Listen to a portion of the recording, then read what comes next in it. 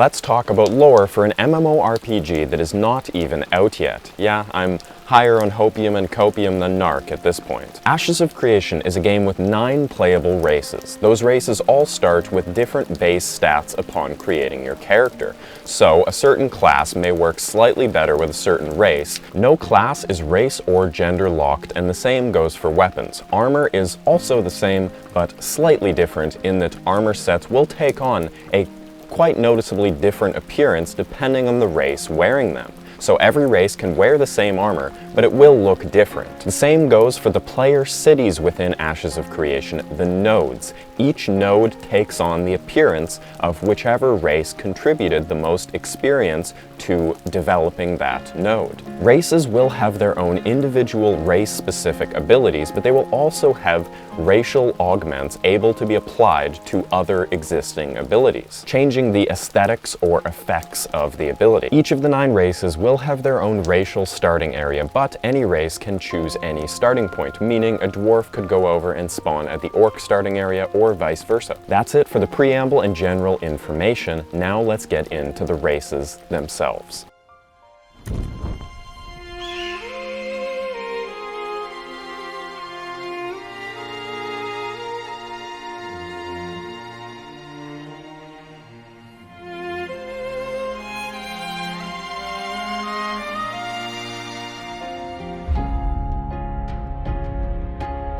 The once great empire of the Ayla humans, reigned over for thousands of years by the House of Lyneth. Only in the last century before the exodus to Sanctus during the Great War did the House of Lyneth fall. With no suitable heir, the Alyn Empire fell into chaos. Even today, as all the races return from Sanctus to Vera after thousands of years, the Ayla still have the largest nation by far with 8 million souls among them. During these fragile times, the Ayla use this as an opportunity to bully other nation-states and contest borders of other races across Vera.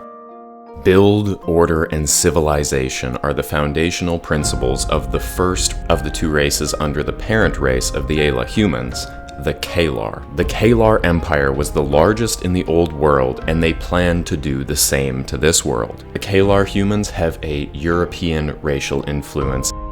The second human race coming from the Ayla humans are the Vayloon. Forged in the sands of the deep desert, the Vayloon value trade, law, and hardship above all else. Some of the most savvy negotiators and business people, the Vayloon grew the wealthiest empire in Sanctus, giving them somewhat of a head start among the other races returning to Vera. The Vayloon have a Middle Eastern racial influence. From the parent race of the Kell dwarves come the Dunir and Nikua. Stoic in their tradition, Dunir are master craftsmen, building great stone architecture and unbreakable weapons. The Dunir may live in the mountains, but they are not hiding. The Dunir are some of the strongest warriors in Ashes of Creation. You best not be on the receiving end of one of their warhammers. The Dunir's culture has a Nordic influence. During the Great Calamity, when Vera was impacted with celestial harbingers, the inhabitants of Dunheim, one of the Dunir's most prominent cities before the fall, the inhabitants elected to remain in their mountain keep as opposed to fleeing to safety. This did not work well for them.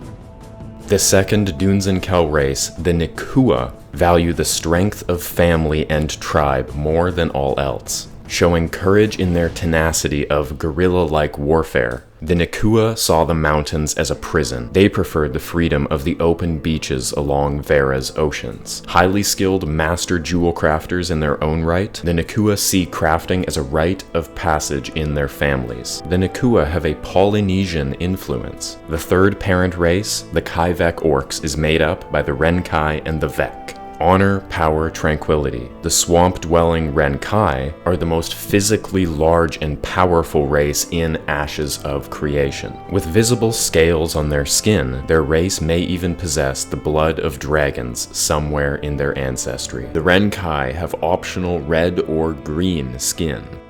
My personal favorite, the Vek, are, well, astrologers. Now, astrology in real life is, well, not real. And if you ask someone who's into astrology what their second favorite hobby is, it usually as either healing crystals or arguing on Facebook about how vaccines have brain implants from Bill Gates in them. But astrology in Ashes of Creation is different. Celestial purpose. The Vec build great architecture to worship their patron deity, the goddess of fate, Norlin, and great magical telescopes to divine secrets of Vera and themselves from the stars. As you might imagine, reading the stars, the Vec are great navigators on the open seas. The Vec have a Mesoamerican racial influence.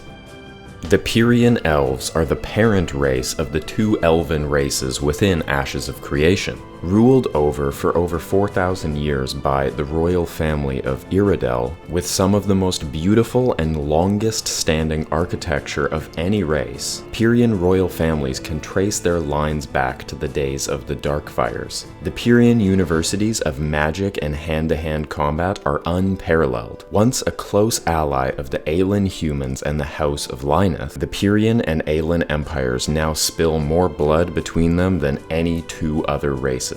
The densest Pyrian populations lay within the great forest of Iranthia.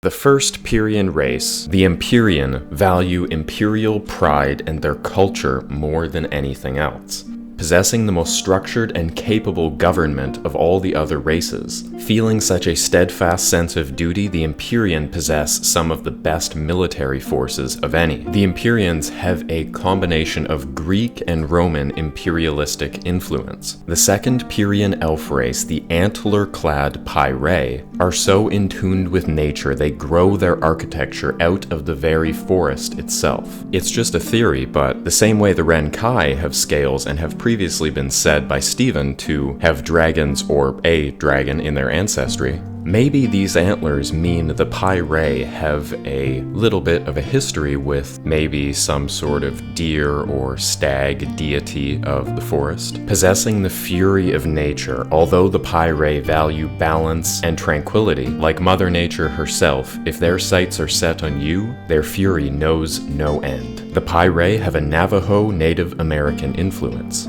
Now that we have finished with the races descending from the four parent races, the only one left is the Talnar. The Talnar may have a bestial or reptilian appearance, but they were not always this way. The Talnar are an amalgamation of many different races left behind during the fall of Vera who did not make it through the divine gateways to Sanctus. These unfortunate few survivors, however, took refuge in the underground network of tunnels below Vera, the Underrealm. After thousands of years of evolution, they now are what we see today. Judging from this blacked out concept art, almost monstrous in appearance, but with quite a lot of variety and options, this is the only race not yet shown off in concept or 3D models in a developer update. The Talnar religion is a combination of the beliefs of the major races as well as pagan beliefs of the minor races that evolved over time and coexisted with the Talnar together in the Underrealm. The Talnar are the only race that will not start off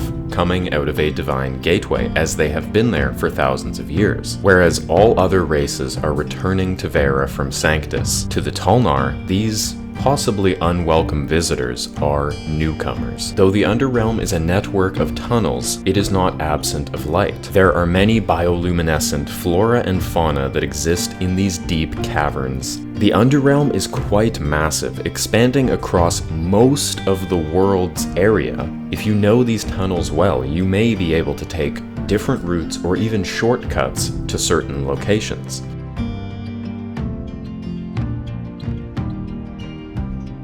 That's about it for all the information available right now on the 9 races of Vera, the world in Ashes of Creation. There's not that much, and that's because Ashes of Creation is not even out yet.